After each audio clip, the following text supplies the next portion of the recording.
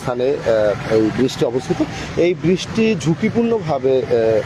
এখন বর্তমানে বালুর বস্তার উপরে দাঁড় করে পিলারে বদলে দাঁড় করিয়ে রাখা হয়েছে। গত প্রায় 2 সপ্তাহ আগে এই ব্রিজটি যখন বিভিন্ন জায়গায় ফাটল দেখা দেয়, ব্রিজটির যে ভীম রয়েছে সেই ভীমের বিভিন্ন জায়গায় ফাটল দেখা যায় এবং এই ফাটল দেখা যাওয়ার পরেই এইটি নিয়ে স্থানীয়দের মধ্যে এবং যে পরিবহন যারা চালক রয়েছেন তাদের মধ্যে উদ্বেগের সৃষ্টি হয় এবং সেই উদ্বেগ থেকেই মূলত সড়ক ও জনপথ বিভাগ যারা এই বৃষ্টি রক্ষণাবেক্ষণের দায়িত্বে তারা জানতে পারেন এবং সেই জানার মধ্য দিয়েই তারা এই বৃষ্টিকে রক্ষার জন্য এই বালুর বস্তা দিয়ে পিলারের মতো তৈরি করে তার উপর ব্রিজের যে মূল যে ভীম, মাঝখানের যে ভীমটি রয়েছে সেই ভীমটিতে অনেকটা বাঁশের